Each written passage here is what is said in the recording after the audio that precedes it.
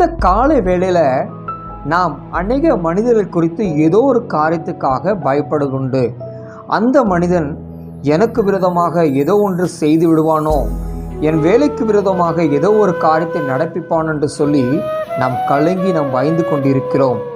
அருமையான தேவனுடைய பிள்ளைகளே, அவர்களுடன் இருக்கிறதை பார்க்கிலும் நம்மோடு இருக்கிற தேவன் பெரியவர். இந்த காலை வேளையில் எத்தனை பேர் அதை விசுவாசிக்கிறீங்க? ஆமென் என்று சொல்லுங்கள்.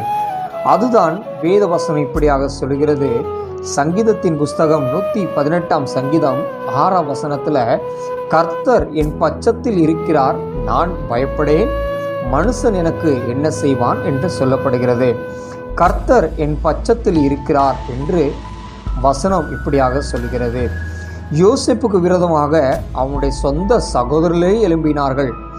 அவனுக்கு விரோதமாக ஆசீர்வதிக்க வேண்டிய சகோதரர்கள் சபிக்கவும் அவனை குழியில் தள்ளும்படியாகவும் எழும்பினார்கள். ஆனால் யோசேப்பின் பக்கத்தில் கர்த்தர் இருந்தபடினாலே யோசேப்புக்கு எல்லா காரியமும் ஆசீர்வாதமாகவே மாறியது. கர்த்தர் சொன்ன ஒவ்வொரு வாக்குத்தத்தமும் அவனுடைய வாழ்க்கையில் நிறைவேறியது. கர்த்தர் நம் நடுவில் இருக்க வேண்டுமானால் நாம் அவருக்கு பிரியமான நன்மையான காரியங்களை செய்வோமானால் கர்த்தர் நம் பட்சத்தில் இருப்பார்.